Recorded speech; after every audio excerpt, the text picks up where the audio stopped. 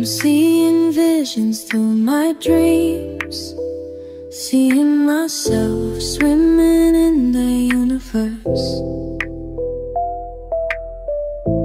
My ancestors gave me gifts to read cards, predict and heal. My name is Daphne, but spirit calls me bye-bye love.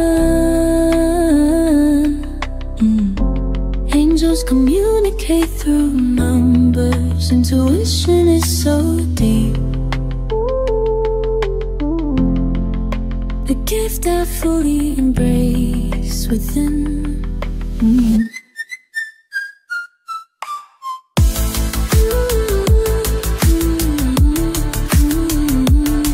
Hi everyone! Welcome po sa inyong Almost Personal Readings. So tingnan natin kung ano yung mga nangyayari sa paligid ha. I want you to know that this is a general reading. So pwede pong mag-resonate yung buong reading na ito. Pwedeng konti lang. Again, sa dami ng tao.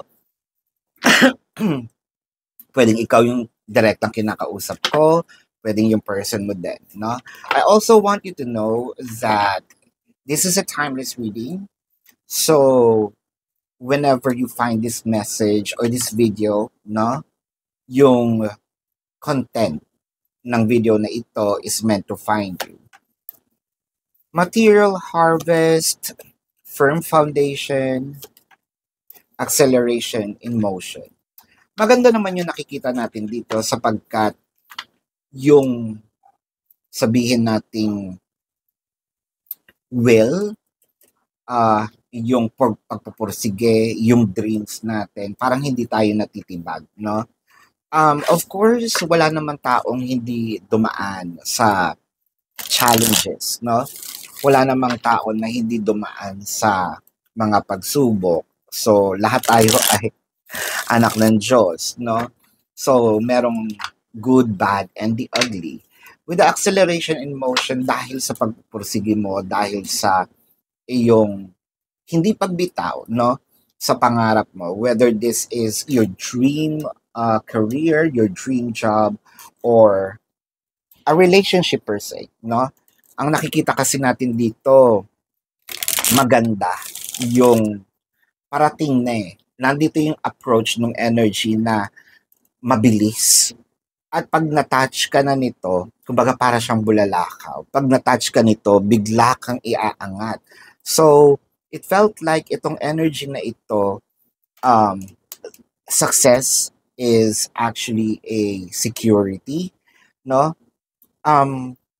Siguro matagal mo nang pinapangarap, no? Itong mangyari. Let's check kung ano bang aspect ng buhay ito, kasi wala pa naman. Sana all, no? Sana lahat ng aspect, romance, ano pa ba? Career, health, spirituality perhaps, and it can be monetary, finances. With the Page of Cups and the Knight of Swords. Parang bigla na lang, I think that this is a download for a few numbers of you. What I'm trying to say, a download is hindi mo naman ito inisip before. Parang bigla na lang siya, I think kailangan kong gawin to, no? Parang ganon. Parang merong aha moment na it could be a sign also from the universe, no? Downloads na parang tinulak ka or inopen yung eyes mo to do something, to take action on something. And walang ura-urada. Ang lakas ng feeling mo dito na, ay magkiklik to. Ay, ito yung pinakasolusyon. Ay, ito yung dapat kong gawin dito. Or, I need to shift, no, my energies into this kind of, sabihin natin, dynamic. Para at least, napapansin natin na it makes sense, no, for me to do this. With the Page of Pentacles, the Nine of Swords, the Two of Pentacles. Yun nga lang. Dumating yung mga pagkakataon siguro na naguluhan tayo. I think that this happened also from the past.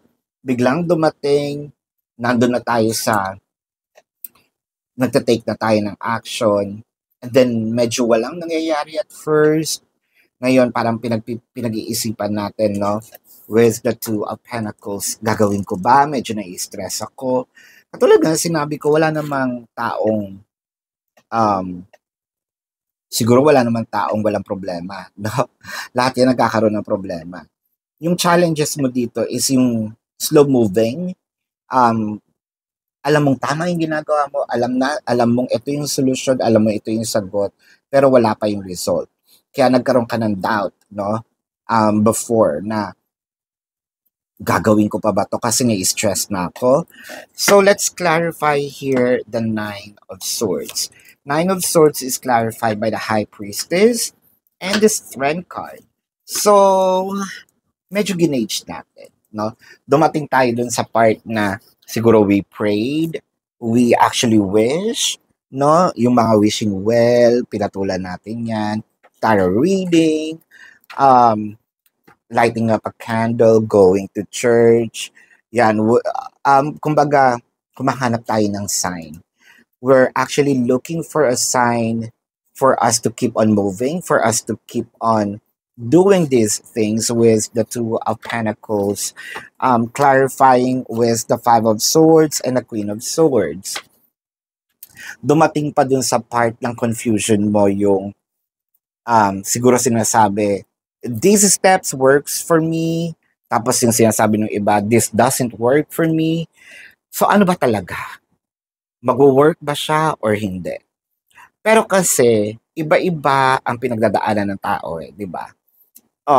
Iba-iba yung stages, iba-iba yung gravity, no? Ng kanilang challenges. Iba-iba din yung gravity ng kanilang inspiration. Kaya sometimes it worked for others, sometimes it didn't work for others, no? Yung sa'yo ang ginagawa mo dito, sige na nga, ipagpapatuloy ko. Hindi naman ito katigasan ng ulo, pero ang ginagawa natin dito is more of kahit nandyan yung challenges, kasi meron tayong gut feeling no? Para sasabihin, hindi ako makakatulog pag hindi ko to tinapos, hindi ako makakatulog kapag hindi to nangyari, pag hindi ko to sinimulan. So, ayan. Kaya nga sinabi ko kanina, it is a download. The Magician, the Knight of Cups, and the Six of Wands. Itong process ng abundance mo, itong process ng success mo, hindi ito biglaan no? It will not just land on your lap. It requires patience from you. It requires also faith, no? Dahil kailangan mong maniwala sa nangyayari. Nakakakita ka naman ng progress din naman somewhat. Siguro dumating lang dun sa part na kahit merong mga positive things na nangyayari, siguro sinasabi mo sa sarili mo, parang nababagalan pa rin ako, no? Parang hindi pa rin ako kumbinsido, hindi pa rin ako sure, pero gagawin ko na nga lang din. Nandito na ako no? Bakit hindi? With the Queen of Wands and the Queen of Pentacles, so this is it. You're going to thank yourself for being patient. You're going to thank yourself for not giving up. You're going to thank yourself for having faith, not just in the universe, the Lord, Buddha, Allah, whatever you want to call this, even to your higher self. So ang nakikita natin dito, salamat na lang, meron akong faith. At may faith ako sa ginagawa ko at sa sarili ko. So success is here. Ito na yung parang sinasabi nating abundance. Ito na yung blessing. Ito na yung sukle. Ito na yung harvest, no? Doon sa iyong hard work. So, this is your reading. So, thank you so much, no, for watching. Pero titignan natin ang zodiac sign. Kung ito nga ba ay para sa'yo, no? Again, this may be for romance. This may be for